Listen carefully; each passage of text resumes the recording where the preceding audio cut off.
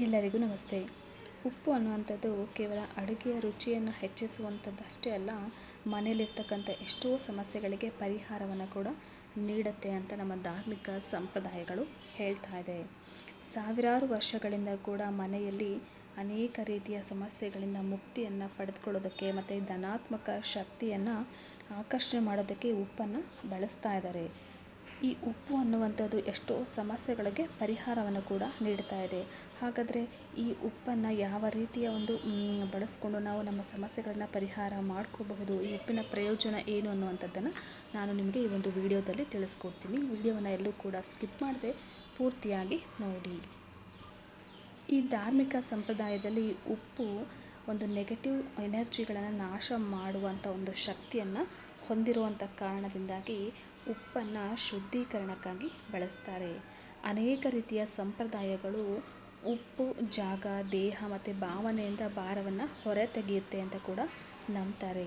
ಅದಕ್ಕಾಗಿಯೇ ವಾದ, ಅನಾರೋಗ್ಯ, ಒತ್ತಡ, ಈ ಕೆಟ್ಟ ಕನಸು ಅಥವಾ ಮನೆಯಲ್ಲಿರ್ತಕ್ಕಂಥ ಎಷ್ಟೋ ಸಮಸ್ಯೆಗಳು ಕೂಡ ಹೆಚ್ಚಾಗ್ತಾ ಇದ್ದರೆ ಈ ಒಂದು ಉಪ್ಪನ್ನು ದೃಷ್ಟಿಯನ್ನು ತೆಗೆದುಬಿಟ್ಟು ಈ ಉಪ್ಪಿನಿಂದ ಮನೆ ಒರೆಸೋದ್ರ ಮೂಲಕ ಆಗಿರ್ಬೋದು, ನಾವು ಒಂದು ಕೆಟ್ಟ ದೃಷ್ಟಿಯನ್ನು ತೆಗೆದು ಹಾಕ್ತೀವಿ. ಉಪ್ಪು ಅನ್ನುವಂಥದ್ದು ಮ್ಯಾಜಿಕ್ ಥರ ನಿಮಗೆ ಒಂದು ಕೆಲಸವನ್ನು ಮಾಡುತ್ತೆ, ನಿಮ್ಮ ಜೀವನವನ್ನು ಸುಧಾರಿಸುತ್ತೆ. ಉಪ್ಪು ಮನಸ್ಸಿಗೆ ಸ್ಪಷ್ಟವಾದ ಒಂದು ಆಚರಣೆಯನ್ನು ಕೂಡ ನೀಡುತ್ತೆ. ಧಾರ್ಮಿಕ ನಂಬಿಕೆಗಳಲ್ಲಿ ಉಪ್ಪನ್ನು ಹೇಗೆ ಬಳಸ್ತಾರೆ? ಹೌದು, ಬನ್ನಿ ನೋಡೋಣ. ಮೊದಲನೇದಾಗಿ ನೀವು ಏನು ಮಾಡಬೇಕು ಅಂತಂದರೆ, ಈ ಮನೆಯ ಮೂಲೆಯಲ್ಲಿ ಧೂಳು ಅನ್ನೋದು ಸಂಗ್ರಹ ಆಗಿರುತ್ತೆ. ಸೊ ವಸ್ತುಗಳು ಅಲ್ಲಿ ಕೆಲವೊಂದು ಮರೆತು ಹೋಗಿರುತ್ತೆ ಮತ್ತು ಭಾವನಾತ್ಮಕವಾಗಿಯೂ ಕೂಡ ಮೂಲೆ ಅನ್ನುವಂಥದ್ದು ಹಳೆಯ ಶಕ್ತಿಯನ್ನು ಹಿಡಿದಿಟ್ಟುಕೊಳ್ಳುತ್ತೆ ಅಂತ ಕೂಡ ಹೇಳ್ತಾರೆ. ಸೊ ಸ್ಪಷ್ಟ ಕಾರಣ ಇಲ್ಲದೆ ನೀವು ಯಾವುದೇ ಒಂದು ಕೋಣೆಯಲ್ಲಿ ಮಂದ ಅಥವಾ ಉದ್ವಿಗ್ನ ಅಥವಾ ಅನಾನುಕೂಲತೆಯನ್ನು ಅನುಭವಿಸಿದರೆ ಆ ಒಂದು ಕೋಣೆಯ ಒಂದು 4 ಮೂಲೆಗಳಲ್ಲಿ ನೀವು ಈ ಒಂದು ಉಪ್ಪನ್ನು ಇಡಬಹುದು. ಇದನ್ನು ನೀವು ಅಮಾವಾಸ್ಯೆಯ ದಿನ ರಾತ್ರಿ ನೀವು ಮಾಡೋದ್ರಿಂದ ನಿಮಗೆ ಒಂದು ಉತ್ತಮ ಒಂದು ಫಲ ಅನ್ನೋದು ಸಿಗುತ್ತೆ. ಬೇಗ ಒಂದು ರಿಸಲ್ಟ್ ಅನ್ನೋದು ಕೂಡ ನಿಮಗೆ ಸಿಗ್ತಾ ಹೋಗುತ್ತೆ. ಏಕೆಂದರೆ ಅಮಾವಾಸ್ಯೆ ಅತ್ಯಂತ ಹೇಗೆ ಅಂತಂದರೆ ಅಂತ್ಯ ಮತ್ತು ಶುದ್ಧೀಕರಣ, ಈ ಒಂದು ತಾಜಾತನದ ಆರಂಭದೊಂದಿಗೆ ಅದು ಸಂಬಂಧವನ್ನು ಹೊಂದಿರೋದ್ರಿಂದ ನೀವು ಅಮಾವಾಸ್ಯೆಯ ದಿನ ರಾತ್ರಿ ನೀವು ಈ ಒಂದು ಪ್ರಯೋಗವನ್ನು ಮಾಡಿ ನೋಡಿ. ಅಷ್ಟೇ ಅಲ್ಲದೆ ಕೋಣೆಯ ಪ್ರತಿಯೊಂದು ಮೂಲೆಯಲ್ಲಿ ಸಣ್ಣ ಒಂದು ಬಟ್ಲಲ್ಲಿ ನೀವು ಉಪ್ಪನ್ನು ಇಡ್ತಾ ಹೋಗಿ 12 ರಿಂದ 24 ಗಂಟೆಗಳ ಕಾಲ ಅದನ್ನು ಅಲ್ಲೇ ಬಿಟ್ಬಿಟ್ಟು ನಂತರ ನೀವು ಅದನ್ನು ತೆಗೆದು ಸ್ವಚ್ಛಗೊಳಿಸಬೇಕಾಗತ್ತೆ. ಈ ಒಂದು ಆಚರಣೆ ತುಂಬ ಶಕ್ತಿಯುತವಾಗಿದೆ ಮತ್ತು ಅಷ್ಟೇ ಅಲ್ಲದೆ ನಿಮಗೆ ಹೆಚ್ಚು ಒಂದು ಪರಿಣಾಮವನ್ನು ಕೂಡ ಬೀರುತ್ತೆ. ಅಷ್ಟೇ ಅಲ್ಲ, ಈ ಉಪ್ಪಿನಿಂದ ನೀವು ಸ್ನಾನವನ್ನು ಕೂಡ ಮಾಡಬಹುದು.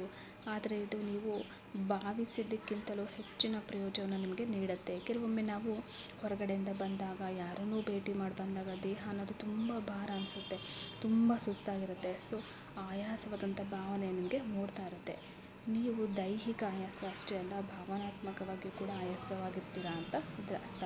ಸೊ ನೀವು ಯಾವುದೋ ಒಂದು ಕೆಟ್ಟ ಜನರ ಒಂದು ಭೇಟಿಯಾಗಿರ್ತೀರಾ, ನಿಮಗೆ ಗೊತ್ತಿರೋದಿಲ್ಲ.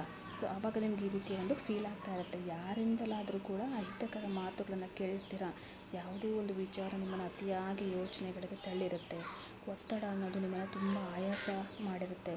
ಸೊ ಅಂಥ ಸಂದರ್ಭದಲ್ಲಿ ನೀವು ಮಲಗೋದಕ್ಕಿಂತ ಮೊದಲು ಉಪ್ಪನ್ನು ಮಿಕ್ಸ್ ಮಾಡಿರ್ತಕ್ಕಂಥ ಒಂದು ನೀರಿನಿಂದ, ಬಿಸಿನೀರಾಗಿರ್ಬೋದು ಅಥವಾ ತಣ್ಣೀರಾಗಿರ್ಬೋದು, ಉಪ್ಪನ್ನು ಮಿಕ್ಸ್ ಮಾಡಿಬಿಟ್ಟು ಆ ನೀರಲ್ಲಿ ನೀವು ಸ್ನಾನವನ್ನು ಮಾಡಬೇಕು. ಎಲ್ಲ ದಿನಗಳಲ್ಲೂ ಮಾಡಿದರೆ ಪ್ರಯೋಜನ ಇರೋಲ್ಲ. ಬದಲಾಗಿ ಹುಣ್ಣಿಮೆ, ಅಮಾವಾಸ್ಯೆ ಒಂದು ನಡುವಿನ ಸಮಯದಲ್ಲಿ ನೀವು, ಅಂದರೆ ಚಂದ್ರ ಗಾತ್ರ ಕರಗ್ತಾ ಹೋಗುವಂತಹ ಸಂದರ್ಭದಲ್ಲಿ ಬೆಚ್ಚಗಿನ ಸ್ನಾನದ ನೀರಿಗೆ ನೀವು ಸಮುದ್ರದ ಉಪ್ಪು ಅಥವಾ ಕಲ್ಲುಪ್ಪನ್ನು ಸೇರಿಸಿ ನೀವು ಸ್ನಾನವನ್ನು ಮಾಡ್ತಾ ಹೋಗಿ. ನಿಮಗೆ ಅತ್ಯುತ್ತಮವಾದ ರಿಸಲ್ಟ್ ನಿಮಗೆ ಸಿಗ್ತಾ ಹೋಗುತ್ತೆ. ಇನ್ನು ಮನೆಯಲ್ಲಿ ಒಂದು ಪಾಸಿಟಿವ್ ಒಂದು ವೈಬ್ರೇಷನ್, ಒಂದು ವಾತಾವರಣ ಇತ್ತು ಅಂತಂದರೆ ಆ ಮನೆಯಲ್ಲಿ ಪ್ರತಿಯೊಬ್ಬ ವ್ಯಕ್ತಿಯು ಕೂಡ ಯಶಸ್ಸನ್ನು ಸಾಧಿಸ್ತಾನೆ. ಸೊ ಉತ್ತಮ ಬಾಂಧವ್ಯವನ್ನು ಬೆಳೆಸ್ಕೊಂಡಿರ್ತಾನೆ.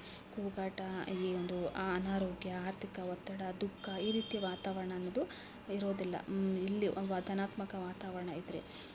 ಸೊ ಅಕಸ್ಮಾತ್ ವಾತಾವರಣ ಇಲ್ಲ, ಧನಾತ್ಮಕ ವಾತಾವರಣ ಇಲ್ಲ ಅಂತ ನೆಗೆಟಿವಿಟಿ ಇತ್ತು ಅಂತಂದರೆ ಮನೇಲಿ ನೆಮ್ಮದಿ ಅನ್ನೋದು ಇರೋದಿಲ್ಲ. ಸೊ ಮನೇಲಿ ಯಾವುದೋ ಒಂದು ಸರಿ ಇಲ್ಲ ಅಂತಕ್ಕಂಥ ಭಾವನೆ ನಿಮ್ಮ ಮನಸ್ಸಿಗೆ ಮೂಡ್ತಾ ಇದ್ದರೆ ಅಂಥ ಸಂದರ್ಭದಲ್ಲಿ ನೀವೇನು ಮಾಡಬೇಕು, ಮನೆಯನ್ನು ಒರೆಸುವಾಗ ಒಂದಷ್ಟು ಕಲ್ಲುಪ್ಪನ್ನು ನೀವು ಸೇರಿಸ್ಬಿಟ್ಟು ಮನೆಯನ್ನು ಒರೆಸ್ಬೇಕು. ನೀರಿಗೆ ಕಲ್ಲುಪ್ಪನ್ನು ಸೇರಿಸಿ ಮನೆಯನ್ನು ಒರೆಸ್ಬೇಕು.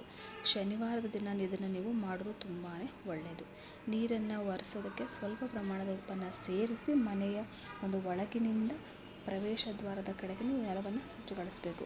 ಅನಗತ್ಯ ಶಕ್ತಿಯನ್ನು ಹೊರಗೆ ಸರಿಸುವುದು ಉದ್ದೇಶವಾಗಿರೋದ್ರಿಂದ ಈ ದಿಕ್ಕು ಮುಖ್ಯ ಅಂತಲೇ ಹೇಳ್ಬೋದು.